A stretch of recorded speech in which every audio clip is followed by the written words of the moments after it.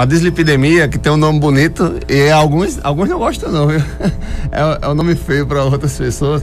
Na verdade, o que significa? Ela significa uma desregulação no nosso metabolismo do corpo, das gorduras e de alguns dos carboidratos, provocando aumento daquilo que a gente conhece como os colesteróis, né? E dos triglicérides. Então, quando você tem uma desregulação do seu metabolismo, da maneira como o seu corpo absorve, processa e armazena e organiza o seu colesterol, os seus triglicérides, e eles desregulados, eles passam a aumentar no sangue, aí você tem isso que a gente chama de dislipidemias. Então, popularmente, a dislipidemia é o colesterol elevado ou as triglicérides elevadas. Agora, o que é que causa isso?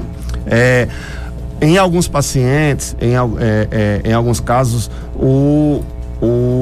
aliás, na maioria dos casos, a dislipidemia, ela está associada a um componente genético. Não quer dizer que eu tenho é porque meu pai teve, senão alguém vai ligar aqui e dizer, não, eu tenho e minha família nunca teve e eu comecei. Não, é um componente genético que não necessariamente está correlacionado a história dos outros parentes, mas existe uma carga genética que cada pessoa traz e que ela às vezes muitas vezes predispõe um metabolismo inadequado dessas gorduras e dos triglicérides no nosso corpo, e faz com que essa elevação aconteça. Mas essa é uma doença que a gente sempre diz que ela não tem uma causa só, ela é multifatorial, porque tem outros fatores que fazem isso.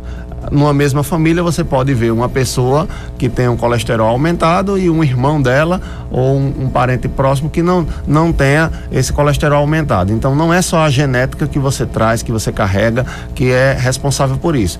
O ambiente, tudo aquilo que cerca, que está fora do seu eu, tudo aquilo que está no seu mundo do lado de fora também contribui para isso. Então uma dieta inadequada, certo? Com consumo de ácidos graxos, que são de gorduras saturadas, favorece o aparecimento dessa doença, dessa dislipidemia.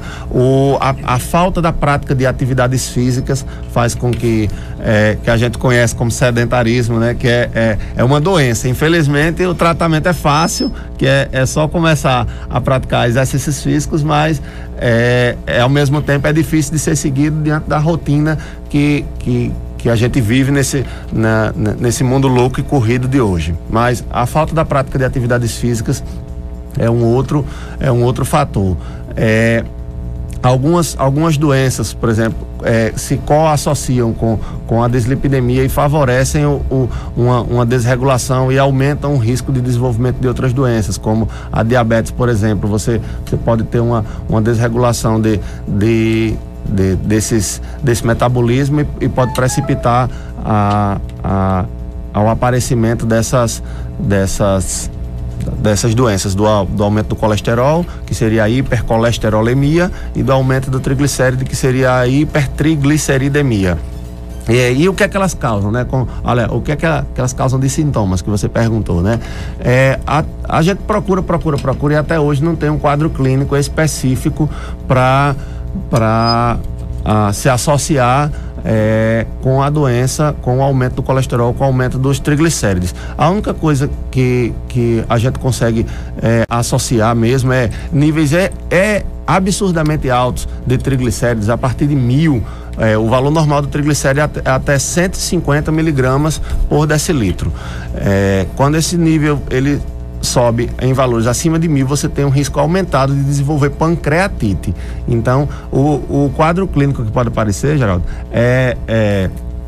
na verdade é um quadro clínico sugestivo de pancreatite. Você tem uma dor abdominal intensa e aí muitas vezes vai ao médico, o médico cirurgião às vezes precisa operar para descobre que tem uma pancreatite, muitas vezes trata a pancreatite e depois vê que a pancreatite foi por conta do triglicérides. Ou se souber antes e não tratar, já pode estar de antemão sabendo que está sujeito a isso. Existe uma série de relatos de pacientes, mas infelizmente eu não sei se é culpa nossa, a culpa médica, ou é porque realmente não se comprovou definitivamente que existe essa correlação, mas não tem, né? A gente procura nos livros uma correlação de sintomas com essas doenças. E para a gente dizer que algo seja específico, a gente tem muitas pessoas que nos procuram no consultório informando que tem um quadro de tonturas e que pode estar correlacionado ao aumento do colesterol, ao aumento do triglicérides. Quando a gente acaba dosando no sangue, está aumentado mesmo. Mas a gente não tem uma comprovação científica. O nosso saber da nossa vivência no consultório nos mostra que tem alguma associação. Algumas outras pessoas se queixam de um formigamento nas mãos e que às vezes está correlacionado a isso. Mas quando a gente vai partir para os livros que trazem estudos que acompanham milhares e milhares de pessoas, a gente normalmente não tem um direcionamento muito específico. O que fica disso? Que a doença, na maioria das pessoas, ela pode ser silenciosa, ela é silenciosa, assim como a hipertensão que a gente já comentou aqui. E o risco dela vem exatamente do fato dela, ela por si só, não causar problemas. Como a gente diz assim, de excesso de triglicérides, de excesso de colesterol, praticamente ninguém vai morrer. Eu desconheço. Agora, um excesso de triglicérides que leva a pancreatite, a pancreatite já é uma doença grave e que pode trazer uma série de problemas, e aí você pode morrer por isso. O colesterol que está alterado, essas placas se depositam nas nossas artérias e provocam o entupimento das artérias e levam ao infarto, que a gente já abordou aqui em outras situações. Eu até explico muitas vezes para os meus pacientes. A gente tem todo um cuidado na nossa casa com o cano que desce da pia, que leva a água da pia para o esgoto, né? Ninguém sai colocando todo tipo de gordura ali, porque você sabe que se você jogar todo o óleo que tiver, toda a gordura, tudo que tiver ali dentro da pia, uma hora aquele cano que está passando ali, ele vai entupir e a sua caixa de esgoto vai entupir e você vai ter problema. A gente às vezes tem mais cuidado com o cano da nossa pia do que com os nossos canos, que são as nossas artérias. Então o cuidado que a gente precisa ter é uma doença que muitas vezes não dá sintomas tão exuberantes. Às vezes tem essa sintomatologia e a gente consegue descobrir, às vezes é por suspeita, às vezes é por acaso mesmo que a gente consegue, mas a gente tem que estar atento a essa doença. Por não ter essa sintomatologia, muita gente tem a doença e não sabe, e essa doença ela predispõe ao aparecimento de outras coisas que são muito mais graves. Ela por si só não causa nada, mas um infarto que venha a ser causado por uma alteração do colesterol, aí sim, aí você tem um problema na sua vida. Daí a importância de a gente se prevenir antes de tratar. A gente tem que se prevenir, tem que tentar, é sempre um chamado a gente mudar de vida, a procurar se alimentar bem. Parece ficar batendo na mesma tecla, mas é porque no nosso mundo de hoje a gente se acostumou a resolver com um comprimido as coisas que a gente não consegue resolver na nossa rotina do dia a dia, né? Então, se tivesse um comprimido para fazer atividade física, se alguém descobrir, demais, né? Pronto, se alguém descobrir um comprimido que substitui a atividade física, esse camarada ele vai virar famoso mundialmente, porque é o que todo mundo quer, né? Um comprimido que resolva até hoje a gente busca terapias para auxiliar na redução de peso, né? Se tivesse um comprimido que substituísse a dieta, se pudesse tomar esse comprimido e comer tudo o que quisesse, era uma maravilha. Infelizmente tem boa parte desse tratamento e dessa prevenção, principalmente prevenção, evitar que a doença aconteça, ela envolve a mudança da nossa rotina. Então a gente tem que ficar bem atento, porque quando ela aparecer e quando ela der sinal de vida, geralmente ela vem com as companheiras dela, e as companheiras dela são más companhias, são perigosas. Doutor Wander, claro que nada substitui o exame, né, para você ter a certeza do que você tem, mas por exemplo, para quem está em casa nos ouvindo, existe já falou aqui alguns sintomas, mas existem alguns sinais de que você possa, por exemplo, estar aí com colesterol? Tem dois sinais que a gente consegue perceber. Sinais são aquilo que a gente pode observar. Sintomas a gente classificaria como as queixas do doente. Esses sinais, na verdade, a gente chama de xantelasma, que é o aparecimento de pequenas plaquinhas de gordura na pele ao longo do corpo. E isso quando aparece na pálpebra inferior, na região próxima à pálpebra inferior, isso às vezes chama muita atenção. Então, se alguém já notou o aparecimento de umas bolinhas meio amareladas, como se fossem umas plaquinhas de gordura nas pálpebras ou em alguma outra parte do corpo, isso pode ser um sinal de aumento dos colesteróis. Geralmente está correlacionado a esses quadros mais familiares mesmo, em que há um aumento exagerado dos níveis de colesterol, e aí é bom você procurar. As outras sintomatologias, como a gente falou, ela não há nenhuma comprovação. Se alguém ligar, os nossos ouvintes ligarem e disserem, certamente vão surgir uma série de queixas, e a provável resposta que eu vou dar é pode ser e pode não ser. Por quê? Porque não tem nenhuma específica. Muita gente se queixa pra gente de tontura. Eu tenho tontura, eu acho que é o meu colesterol, o meu triglicérides que está aumentado. Pode causar? Pode. Existem alguns livros que relatam isso, mas não existe essa associação específica. Como tontura é uma queixa que pode ter uma série infindável de causas, não dá pra gente associar e dizer que toda tontura é por conta do triglicérides, toda tontura é por conta do colesterol. E ao mesmo tempo, você tem um monte de gente que tem colesterol e que tem triglicérides aumentado e que não tem tontura. Então, a gente não consegue fazer a correlação específica entre um e outro. Então, existem algumas queixas, como essa que a gente falou, como os formigamentos que a gente já citou, e que alguns pacientes se queixam, mas a gente não pode comprovar que elas são específicas dessas doenças. Ok, vamos aqui para o nosso WhatsApp, 988775550. A ouvinte quer saber o seguinte: doutor, toda vez que como massa, tenho dor de cabeça, isso significa que as taxas estão altas? Pronto, essa é a primeira. Provavelmente eu vou responder mais vezes da mesma coisa. Pode significar e pode não significar. Como não é um sintoma específico e ela está tendo uma queixa, o ideal seria que ela dosasse essas taxas, como a gente costuma chamar, o colesterol e os triglicéridos, para a gente confirmar se houve. Às vezes a doença, a mensagem a doença é silenciosa, mas às vezes Papai do Céu avisa a gente por outras maneiras. Muita gente chega no nosso consultório correlacionando, por exemplo, queixas de de hipertensão, que muitas vezes a gente não observa que é o habitual da prática clínica.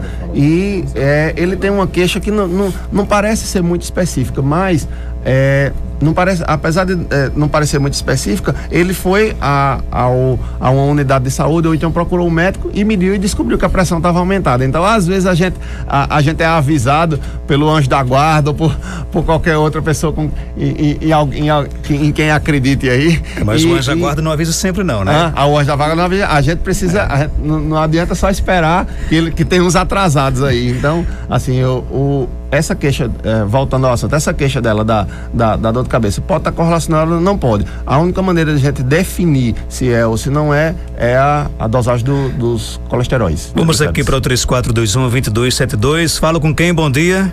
Bom dia, Marcos Dantas. É Ranilda de São José do Seridó. Eu queria fazer uma pergunta a esse médico.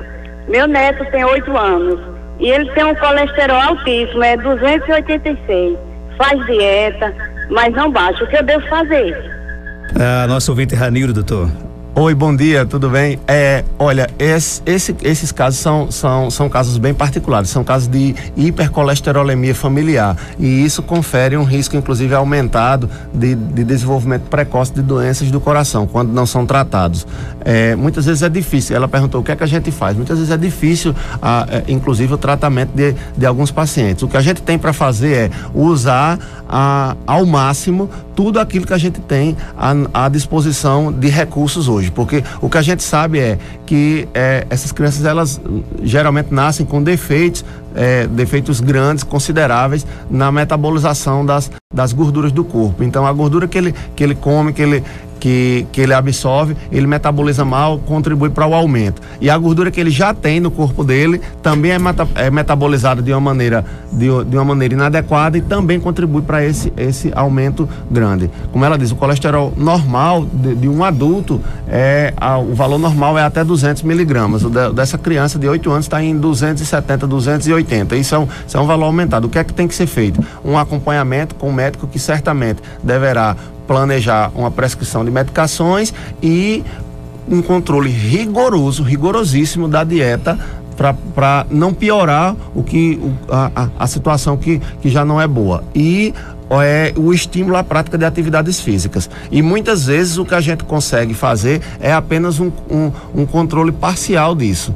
Mas a gente tem que administrar o problema. Às vezes a gente não consegue, nós temos essa limitação na medicina, a gente não consegue curar, de longe a gente não consegue curar uma pequena parcela das nossas doenças. Controlar e tratar, a gente trata a maioria, e ajudar a gente tá para ajudar sempre. Então o que deve ser feito é uma tentativa com todos os recursos que tem à disposição. Existem medicações, a gente não vai falar o nome aqui, na verdade tem que consultar para saber quais são as que a criança vai poder ou não tomar.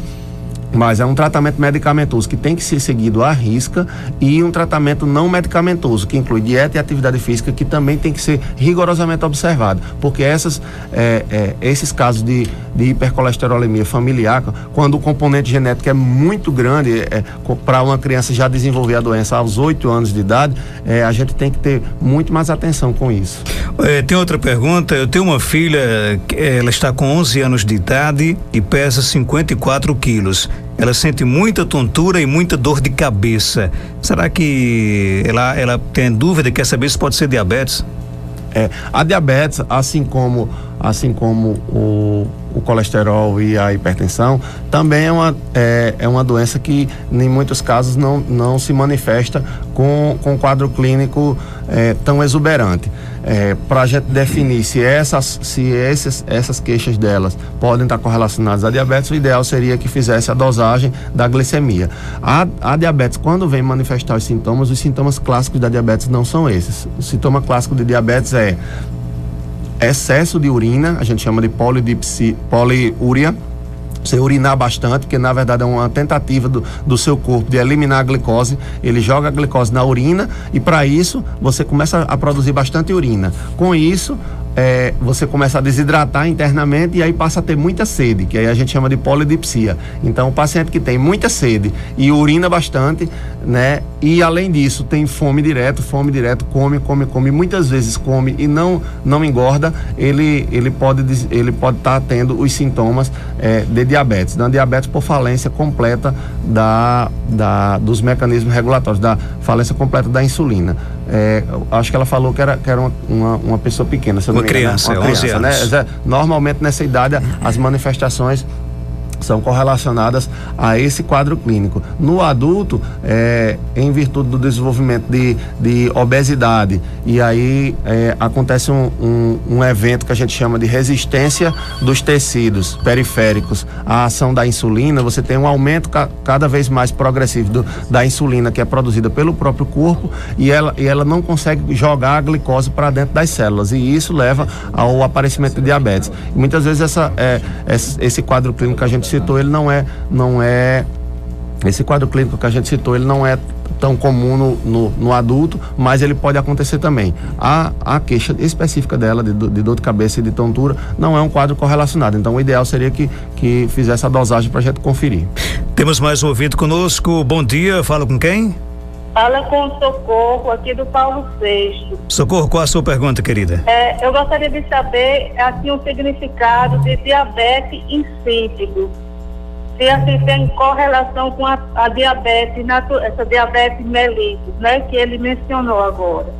E aí, doutor? Isso, a diabetes mellitus é uma desregulação do metabolismo da glicose. E aí você tem um aumento da glicose e promove exatamente isso que a gente falou, que é a tentativa de eliminação da glicose por meio da urina, e aí você produz urina em excesso e com muita glicose. A diabetes insípidos é um outro tipo de diabetes, é uma desregulação do metabolismo, de reabsorção de água, que faz com que você produza bastante urina, mas por relação com alguns outros hormônios que estão relacionados ao eixo da hipófise. Então não tem correlação entre uma doença e outra doença. Elas são doenças diferentes, apesar de ter o mesmo nome, o mesmo primeiro nome, mas as doenças. Quando você fala em diabetes normal, para a maioria dos pacientes que falam, não, eu tenho diabetes, ele tá querendo dizer que ele tem diabetes mellitus,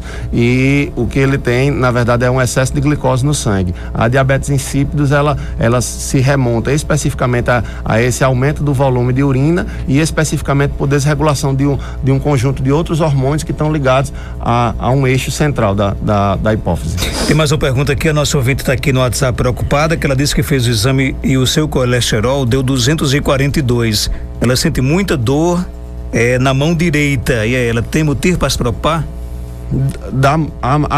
Eu não consigo ver a correlação clara entre a dor na mão direita e o colesterol, mas o colesterol por si só em 248, acima de 200, é motivo para que a gente já comece a tomar providências, tá certo? Ainda que não fazendo um tratamento com medicações, mas pelo menos que a gente comece com a prática de atividades físicas e uma dieta regulamentar. Aliás, ela colocou aqui que não é dor, é dormência. Dormência é uma queixa que muitos pacientes têm. Seria preciso investigar melhor se há alguma outra condição associada. Pelo colesterol em si, não justifica que a gente tenha alarme, porque se eu tenho o colesterol aumentado e sinto a dormência da mão, será que é o colesterol que está causando isso e isso vai me trazer algum problema? Possivelmente nesse valor que ela está descrevendo, não há motivo para alarme. Agora, se essa dormência for causada por alguma outra patologia, aí a gente precisa investigar e vai precisar tratar. O colesterol dela já vai precisar ser tratado, não necessariamente com remédio, mas a gente vai precisar intervir.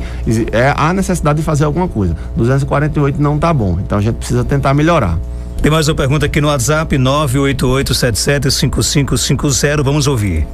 Bom dia, doutor. Doutor, gostaria de saber se quem toma remédio para pressão pode beber cachaça, porque eu estou muito preocupada que meu irmão está tomando remédio para pressão e todo final de semana ele bebe, às vezes até no meio da semana. Eu vou reclamar, ele disse que não tem nada.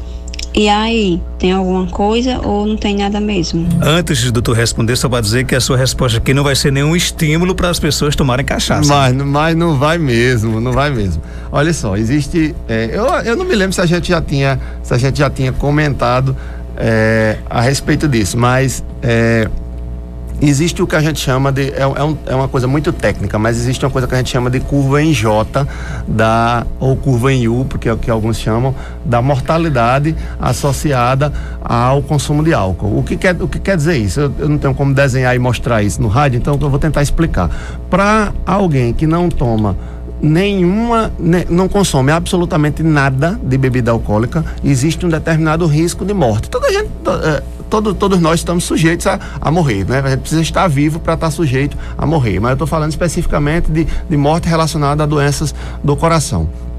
Para quem não consome absolutamente nada de álcool, você tem o seu risco por outras razões, certo? Você tem um risco X de desenvolver algum problema no coração. Quando você toma uma quantidade moderada, controlada de álcool por dia, isso a gente já comentou aqui, uma latinha de cerveja ou mas é uma dose mesmo, é 50 ml de bebida destilada ou uma taça de vinho, é uma taça de vinho mesmo, é um copinho pequenininho de vinho. Se você tomar essa quantidade controlada, o seu risco de desenvolver algum problema no coração é menor do que o risco de quem não toma nada.